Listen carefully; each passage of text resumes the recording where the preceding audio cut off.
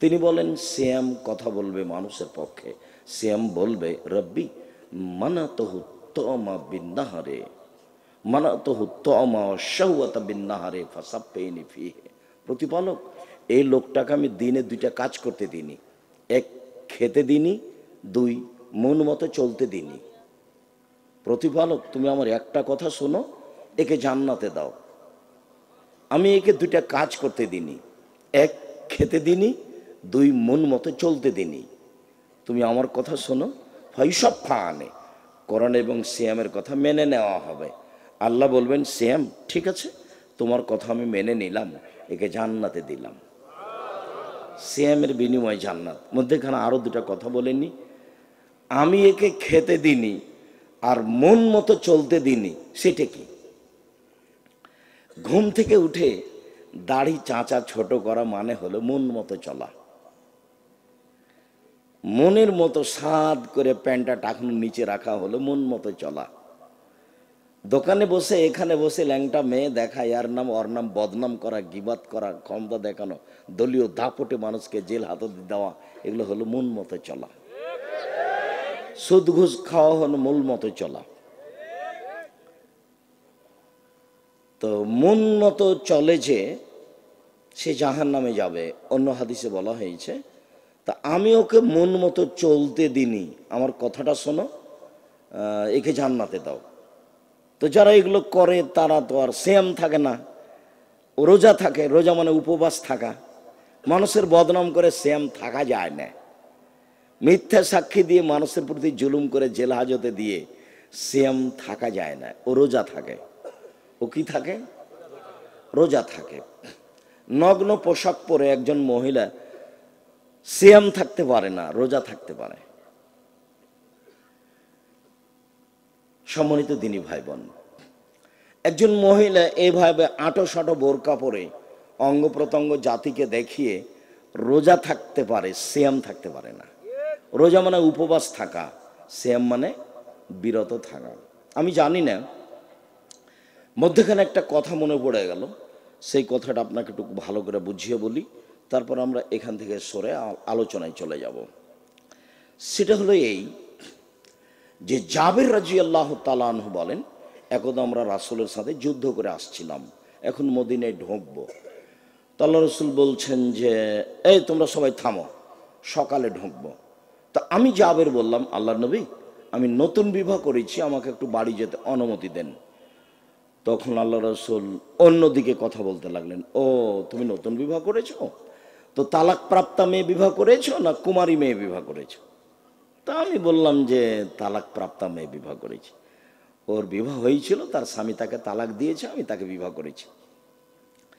তা আল্লাহ রাসূল বলেন, হাল্লা বিক্রান তোলায় বাহ তোলায় বোকা, তুমি কুমারী মেয়ে কেন বিবাহ করলে না? তুমি তার সাথে খেলতে, ও তোমার সাথে খেলতো।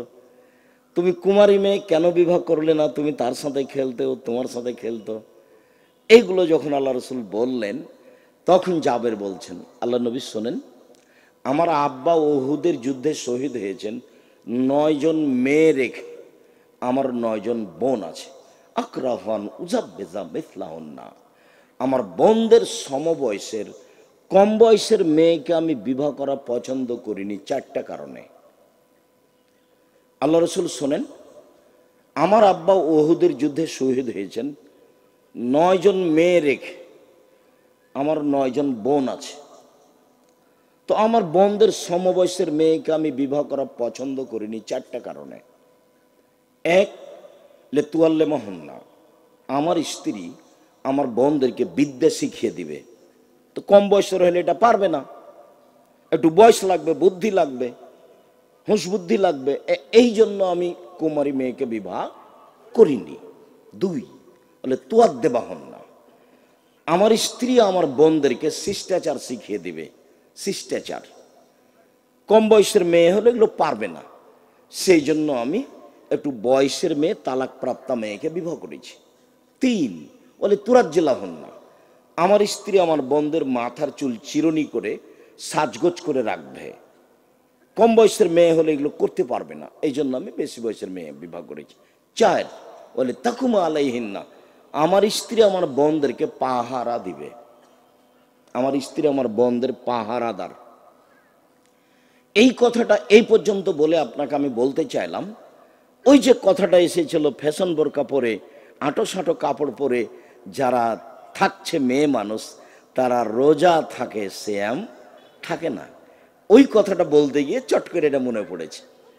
তো এখন আপনার মেয়েটার নখ বড় আছে, নখে মেহেদি দেওয়া নেই, নেইল পালিশ দেওয়া আছে, তো এখন কি আপনি চাচা ওর না পিতে? আপনার স্ত্রী কি ওর সৎ মা না আসলেই মা? যদি মা হয় তাহলে তো পাহারাদার। মা হলে কয়টা জিনিস লাগবে? চারটে। এক, শিক্ষা দিতে হবে। দুই, শিষ্টাচার শিখাতে হবে। তিন, সাজগোজ করে রাখতে হবে। চার, পাহারা দিতে হবে। তো আপনার মেয়ের নখ যদি বড় থাকে আর যদি নখে নেইল পালিশ থাকে, তাহলে হয় আপনার স্ত্রী তার খালা, না হয় তার সৎমা। মা হিসেবে দায়িত্ব পালন করেনি, মা তো ভিন্ন জিনিস। আর আপনি স্বামী হিসেবে দায়িত্ব পালন করেনি, আপনি রাসূলের কথা মানেন না।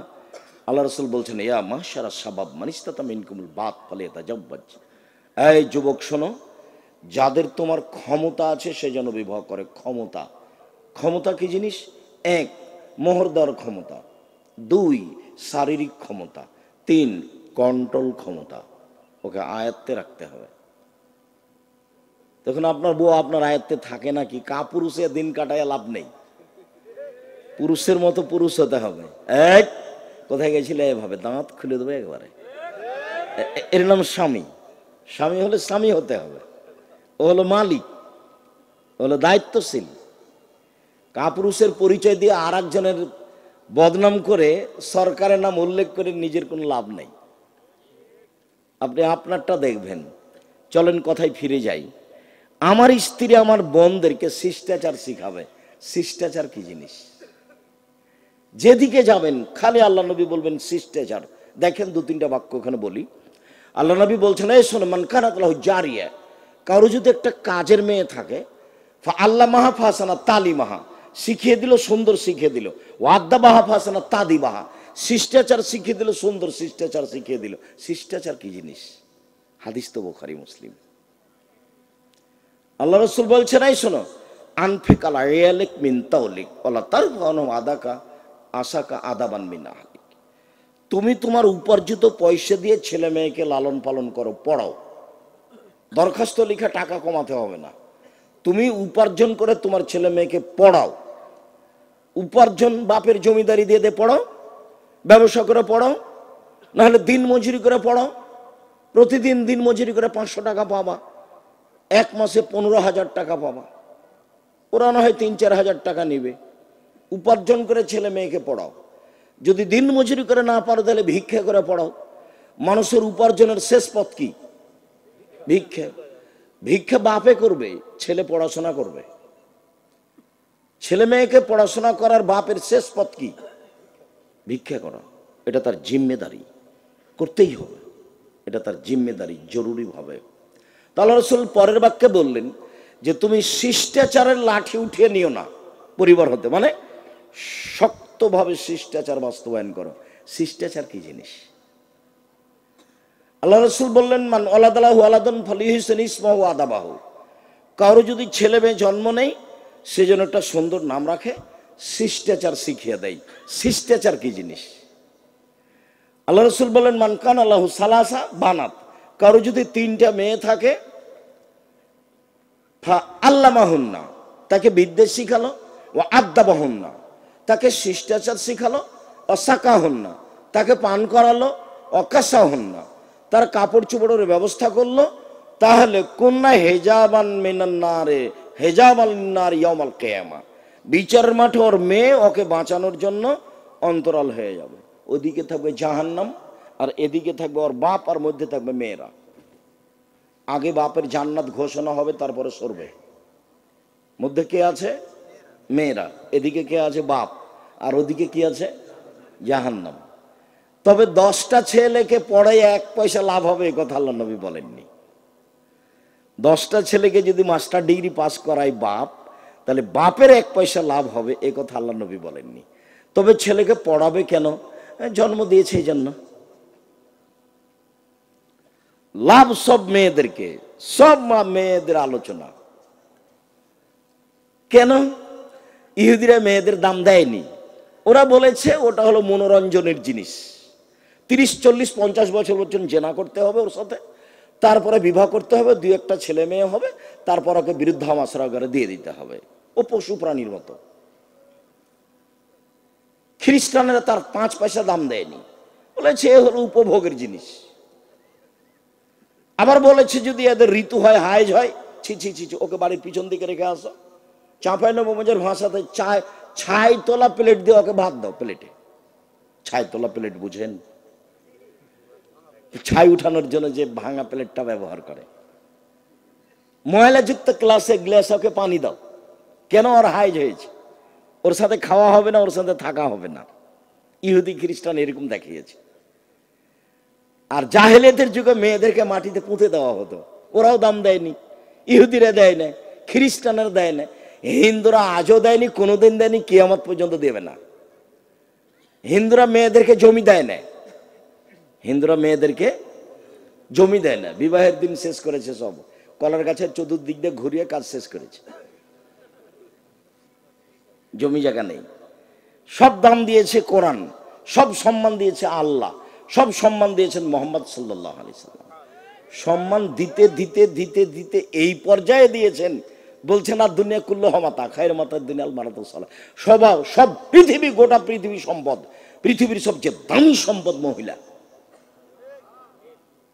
গোটা পৃথিবী সম্পদ, সবচেয়ে দামি সম্পদ ভালো মহিলা। আমরা বলছেন সুখময় জীবনের জন্য 4টা জিনিস লাগে, তার 1 নম্বরে আলমারাতুস সালেহা, ভালো মহিলা। আবার বলছেন মহিলা যদি 4টা কাজ করে জান্নাতের সব দরজা খোলা। পুরুষ 4টা কাজ করে জান্নাত পাবে না, এই সুযোগ পুরুষের নেই। 1, 5 ওয়াক্ত সালাত, 2, রমজানের সিয়াম, 3, স্বামীকে মেনে চলা, 4, জেনায় লিপ্ত না হওয়া। জান্নাতের সব দরজা খোলা। কে যদি 3টা মেয়ে লালন পালন করে তাহলে ওর মেয়েরা ওকে জাহান্নামে যেতে দিবে না, না করে দিবে। মেয়েরা বলবে না হবে না, আগে জান্নাত তারপরে আমরা। যেমন ছোট অবস্থায় কোনো ছেলে মেয়ে যদি মারা যায় আপনার, তাহলে আপনার জান্নাত ঘোষণা না হওয়া পর্যন্ত ওরা আপনার পাশ থেকে সরবে না। তো ছেলে মেয়ে তো একটা, কয়টা মরে কয়টা থাকে? 10-12টা হলে 2-4টা মরতো, 2-4টা থাকতো। সব ইহুদি খ্রিস্টানরা এদেরকে পাগল বানালছে। এগুলো বিষয়ে বক্তব্য শুনলে আব্দুল্লাহর বক্তব্যে ফিরে যেতে হবে। সম্মানিত দিনী ভাই বোন, বলছিলাম শিষ্টাচার কি জিনিস, সব জায়গায় কেন শিষ্টাচার? 4টা কারণে আমি কম বয়সের মেয়ে বিবাহ করিনি। 1, শিক্ষা দিবে, 2, শিষ্টাচার শিখাবে, 3, সাজগোজ করে রাখবে, 4, পাহারা দিবে। আপনার মেয়েটা স্কিন পায়জামা পরে হাটে বাজারে যায়, যেটা পায়ের সাথে লেগে আছে, গায়ের সাথে লেগে আছে, আপনার চোখে পড়ে না, আপনার একটু লজ্জা হয় না, আপনার একটু ছায়া হয় না, আপনার স্ত্রী দেখে না, ও হস্তিনী বউ, ওকে তালাক দিতে হবে, ওই বউকে তালাক দিতে হবে। আমি তালাক দিতে আদেশ করিনি, আমার পরামর্শ। তবে এটা বউ নয়, এ কথাই ঠিক। ও ছেলে মেয়েকে লালন পালন করা জানে না, ওর বাপে বিবাহ দিয়েছে, স্বামীর কাছে গেছে, সেই জন্য বাচ্চা হয়ে গেছে। আসলে ও মা, এ কথা তার জানা নাই। এই ছেলে, মা হলে কয়টা জিনিস লাগবে মনে করে যাওয়া এখান থেকে। তোমার কিছু না কিছু আমি উপকার করবই করবো ইনশাল্লাহ। বক্তব্যের সাথে ফাঁকি দিও না, মুনাফিকি করো না, মুনাফিকি করে কোনো লাভ নাই। তোমার প্যান্টটা যদি টাকানোর নিচে থাকে, তোমার বোনের যদি পায়জামাটা স্কিন হয়, গায়ে লেগে থাকে, তুমি তোমার মাকে কালকে বলিও, আম্মা আপনাকে আব্দুর রাজ্জাক সাহেব খালা বলে ডাকতে বলেছে, খালা কেমন আছে? আম্মা আপনাকে আব্দুর রাজ্জাক সাহেব বলে গেছেন সৎমা বলে ডাকতে, সৎমা কেমন আছেন? আসসালামু আলাইকুম, সৎমা কেমন আছেন? মা হলে কি করতে হবে? শিক্ষা দিতে হবে। সব শিক্ষা একরকম নয়, শিষ্টাচার শিখাতে হবে। সব শিষ্টাচার একরকম নয়। মোবাইলটা রিং হচ্ছে, অন করে দে হ্যালো, এটা একটা শিষ্টাচার। অন করে দে আসসালামু আলাইকুম, এটা একটা শিষ্টাচার। দুটো এক নয়। এক গ্লাস পানি আপনি আমাকে দিলেন, আমি বললাম থ্যাংক ইউ। আপনি আরেকজন মৌলানা সাহেবকে দিলেন, মৌলানা সাহেব বললেন জাজাকাল্লাহ খায়ের। দুটাই শিষ্টাচার, দুটা এক নয়, দাম আছে শিষ্টাচারের। ভাদ্দাবাহ ফাসানা তাদিবাহা, শিষ্টাচার শিখিয়ে দিল, সুন্দর শিষ্টাচার শিখিয়ে দিল। আমি লন্ডন সফরে সাউথ হলে জুমার খুতবা দিয়ে নিচে নামছি, তাই এটা হলো দৌড়িয়ে এসে বাচ্চা নিয়ে এসে বলছে একটু দোয়া করে দেন, একটু দোয়া করে দেন। তো আমি মাথায় হাত দিয়ে দোয়া করতে দেখছি মাথার চুল বাম দিকতে এইভাবে কাটা আছে, তিনটে কেঁচি মারা আছে। তা আমি বললাম যে ওর মা মনে হয় চুল ছাঁটতে জানে, দিচ্ছিল, ছেলে দিচ্ছিল, এরকম হয়ে গেছে। ছেলে মনে হয় দিচ্ছে না। ওই আবদুল্লার ছেলে আছে মোহাম্মদ, ওকে যদি নাপিতের কাছে নিয়ে যাওয়া হয় তো খালি হইচই লাগিয়ে দেয়, না না আমার দাদি, আমার দাদি, আমার দাদি। ওর দাদিকে চুল ছেঁটে দিতে হবে। তা এরকমই কিছু হবে। তো এই কথা বলেই আমি এখন নিচে নেমে ঘুরছি, তো চুল ছাড়া সাইনবোর্ড দেওয়া আছে ওখানে, দেখি এরকম দাগ দেওয়া আছে। তা আমি বললাম জনাব, লন্ডনে এসেছি উপার্জন করে খেতে, আদর্শ বিক্রি করতে আসিনি। এখানে বহু ছেলে দেখবেন মাথার চুল ওপরে আছে, শুধু খালি সব জিনিস কাটা আছে, ওটা খেলোয়াড়ের। তুমি কখন কখন ইহুদি হয়ে গেছে গো, তোমার মা দেখে না? এই ছেলে, তোমার বাপ নেই? তোমার বাপকে চাচা বলে ডাকো। এই ছেলে, তোমার বাপকে চাচা বলে ডাকবা। আব্দুর রাহিক সাহেব বলে গেছে, বাপ হলে বাপ হতে হবে। শত হাদিস আছে এই ব্যাপারে, বাপ হলে বাপ হতে হবে। উপার্জন করে খাওয়াতে পারে তার নাম বাপ নয় শুধু। আনফেকালা ইয়েলেক মিন তলেক, ছেলে মেয়েকে লালন পালন করো, পড়িয়া মানুষের মতো মানুষ করো, শিষ্টাচার শিখবে। সব জায়গাতে বিদ্যার সাথে শিষ্টাচার লাগা আছে। শত হাদিস শিষ্টাচার দিয়ে গড়া। মেয়েটার নখ বড় কেন, কেন থাকবে? ইহুদি খ্রিস্টানদের পতিতালয়ের মেয়েদের বৈশিষ্ট্য হচ্ছে নখ বড়, নাকা রাখা, নখে নেইল পালিশ দেওয়া। ইহুদি খ্রিস্টানদের পতিতালয়ের মেয়েদের বৈশিষ্ট্য হলো নখ বড় রাখা, নখে নেইল পালিশ দেওয়া। আরো নিচের ভাষায় বলি, ইহুদি খ্রিস্টানদের বেশ্যালয়ের মেয়েদের বৈশিষ্ট্য হলো নখ বড় রাখা, নখে নেইল পালিশ দেওয়া। আমার মেয়ের নখ বড় কেন? আমার মেয়ের নখে নেইল পালিশ কেন? আমার মেয়ের নখে থাকবে মেহেদি, হাতের নখে তো থাকবে, থাকবে পায়ের নখে থাকবে। আমি তো ওটা গ্রহণ করব না। আমি মুসলিম চির রণবীর, মরণকে করি না ভয়, মরলে শহীদ বাঁচলে গাজী, আমার উভয় সমান, মরলো জান্নাতি বাঁচলো জান্নাতি। আমি লসে থাকি না কোনো সময়। অমুসলিম লসে থাকতে পারে, ওর ফলাফল ভালো নয়, ওর দাড়ি পাল্লা হবে না বিচারের মাঠে। হিন্দুদের দাড়ি পাল্লা হবে না বিচারের মাঠে, ইহুদির হবে না, খ্রিস্টানের হবে না। যারা আকীদায় মায়ের খেয়েছে, শিয়া কাদিয়ানি, এদের হবে না। ফাইউ খাজবিন নামাসিওয়াল একদম, ওদের মাথা এবং পা ধরে জাহান্নামে নিক্ষেপ করা হবে। যারা মোমেন পুরুষ নারী পাপ করেছে, নেকি করেছে, তাদের দাড়ি পাল্লা হবে। সবার দাড়ি পাল্লা হবে না। ফলা নকিবুল কিয়ামতে ওজনা, ওদের কোনো বিচারই নেই, ওদের হিসাব নিকাশ নেই। আপনি মা, আপনি বাপ, দুইজন মিলে স্বামী স্ত্রী মিলে এই সংসারটা বাস্তবায়ন করেন। আপনার মেয়ের পরনে স্কিন পায়জামা উঠলো কেন? কেন উঠবে? আবার কোন সময় পায়জামা পরেছে দেখছি এরকম ফাঁকা আর একজন ঢুকবে। রিক্সায় উঠে যখন, তখন হাঁটু পর্যন্ত উঠে, চোখে পড়ে না? আপনাকে আব্বা বলে ডাকে না? কি বলে আপনার মেয়ে? আপনাকে কি বলে? বলা উচিত, শরম হওয়া দরকার, লজ্জা হওয়া দরকার, হায়া হওয়া দরকার, ইতস্তবোধ হওয়া দরকার, মানবতা থাকা দরকার, বোধোদয় থাকা দরকার, হিতাহিত জ্ঞান থাকা দরকার। শিষ্টাচার কি জিনিস? বাচ্চাটাকে আপনার স্ত্রী পায়জামা পরাচ্ছে, জামা গায়ে দেওয়াচ্ছে, কোন হাতটা আগে ঢোকাবে? ডান হাতটা। প্যান্টটা পরাচ্ছে, কোন পাটা আগে ঢোকাবে? ডান পাটা, শিষ্টাচার। জুতাটা পরাচ্ছে, কোন পায়েরটা পরাবে? ডান পায়েরটা। বাচ্চাটাকে ঘুমাচ্ছে, কোন কাতে ঘুমাবে? ডান কাতে। বাচ্চাটা পানি খাচ্ছে, কোন হাতে বলবে? ডান হাতে। আপনার স্ত্রী দরজাটা বন্ধ করছে, কিভাবে বলবে? বিসমিল্লাহ। এর নাম শিষ্টাচার। ধর্ম বিক্রি করে আর একজনের নীতিতে যাচ্ছেন ভুল হিসাবে। এক মিনিট, আল্লাহ নবী বলছেন আমার উম্মত ইহুদি খ্রিস্টানদের সাথে মিশে যাবে। নিয়ম বছর আগে, 2 বছর আগে এইভাবে ছাড়তে? আমার উম্মত ওদের সাথে মিশে যাবে। ডান পায়ের জুতা যেমন বাম পায়ের সমান। চালচলনে, কথা কাজে, কর্মে। এবার তিনি ভাষাগত নিচে নামতে লাগলেন দুঃখ করে। পৃথিবীর মানুষ শুনে রেখো, আমার উম্মত ইহুদি খ্রিস্টানদের সাথে মিশে যাবে। মিশতে মিশতে ওরা যদি মায়ের সাথে জেনা করে থাকে, আমার উম্মতও মায়ের সাথে জেনা করবে। যার কারণে তো এইভাবে প্যান্ট পরতে, এইভাবে টাই পরতে, এইভাবে নখ কাটতে রাখতে, এইভাবে নেল পালিশ দিতে ভালো লাগে, এইভাবে স্কুল কলেজ চালাতে ভালো লাগে, যার কারণে গুড মর্নিং ভালো লাগে, যার কারণে থ্যাংক ইউ ভালো লাগে। ওর সাথে তো আমার আদর্শের মিল নাই। আল্লাহ নবী বলছেন দিন রাত তার বিরোধিতা করো। সম্মানিত দিনী ভাই বোন, আপনারা স্বামী স্ত্রী দুইজন এমনি সময় কাটাতে পাবেন না। পুরো জীবনটা ছেলে মেয়ে নিয়ে, ঘুম থেকে নিয়ে ঘুম ওঠা পর্যন্ত সব রাসূল সাল্লাল্লাহু আলাইহি ওয়াসাল্লামের শিষ্টাচার খুঁজে খুঁজে তলিয়ে তলিয়ে দেখতে হবে। ওদের সাথে মিল খাবে না। ওরা পৃথিবী যখন দখল করে আছে তখন মুহাম্মদ সাল্লাল্লাহু আলাইহি ওয়াসাল্লাম এসেছেন এবং সব নিয়ম নীতি উল্টে দিয়েছেন। তো বলছে যে মুহাম্মদ সাল্লাল্লাহু আলাইহি ওয়াসাল্লাম যে আমাদের সবই উল্টিয়ে দিল।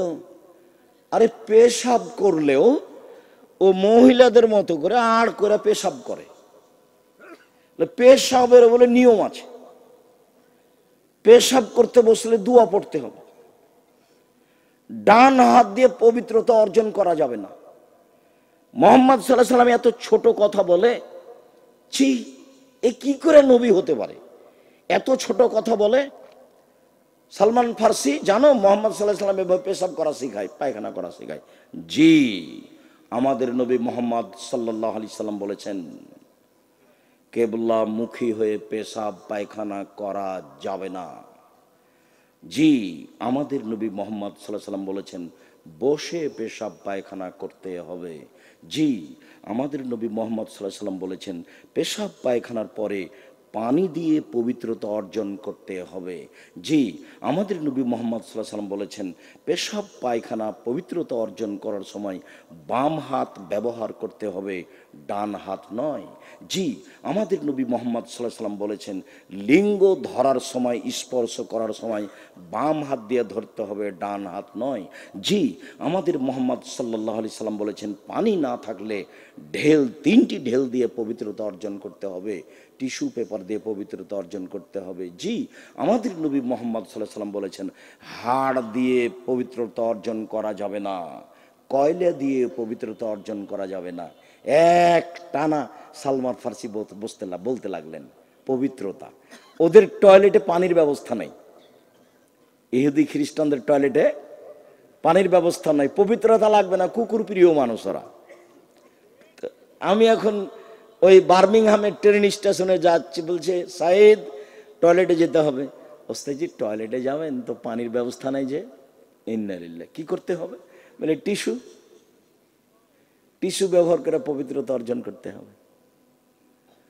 তুমি ওর সাথ দিয়েছো, তোমার পিঠে তোমার একটা গেঞ্জি আছে, পিছন দিকে 47 লেখা আছে। তোমার গায়ে একটা গেঞ্জি আছে, তার পিছনে 10 লেখা আছে। তোমার 10 দিতে দিতে আমার নামাজ শেষ, এমন বিশাল করে লেখা আছে।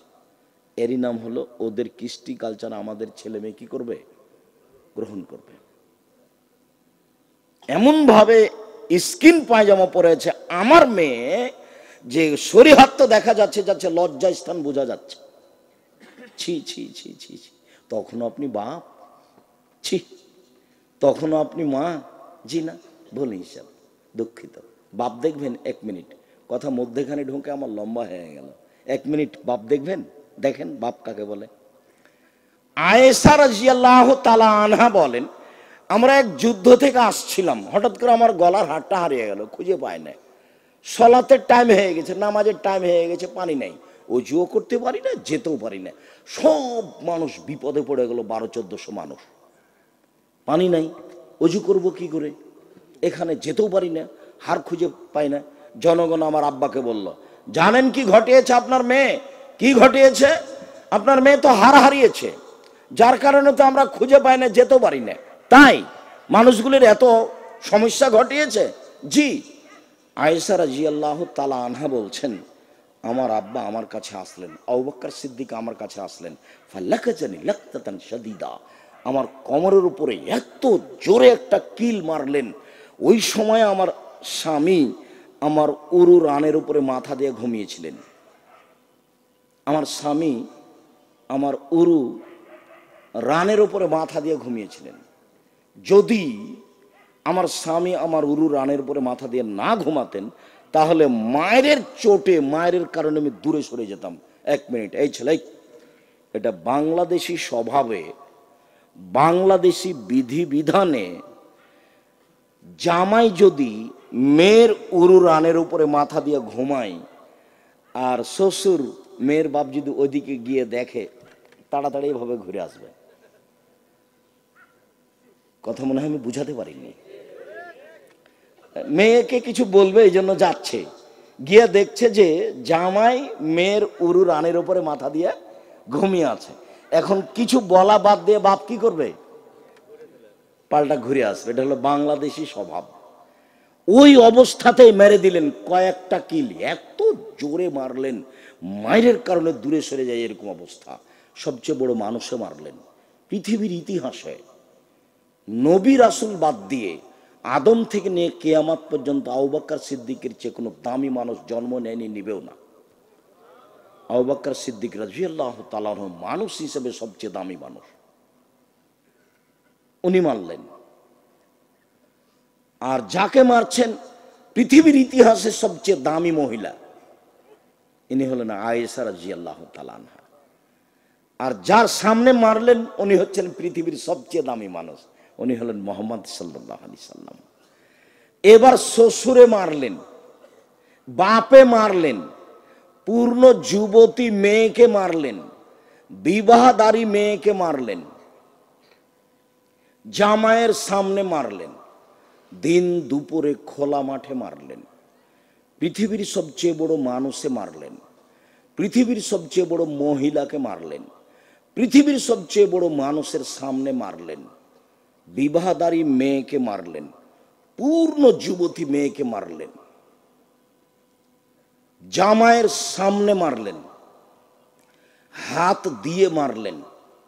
এত বড় বাপে এত বড় বেটিকে, এত বড় জামাইয়ের সামনে বিবাহদারী মেয়েকে হাত দিয়ে মেরে দিলেন। ভুল কোথায়? এটা হার হারিয়ে গেছে, খেয়াল করতে পারেননি এই জন্য।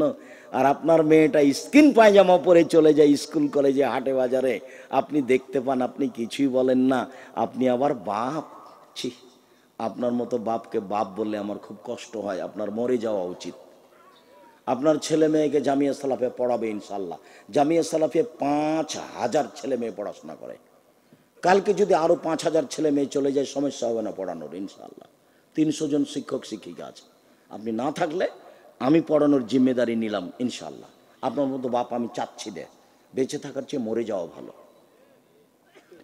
চিন্তা করবেন না কিভাবে পড়বে, এতিম লালন পালন করব। বাংলাদেশের সর্ববৃহৎ, সর্বোচ্চ প্রতিষ্ঠান জামিয়া সালাফিয়া, মনে বড় সাদ।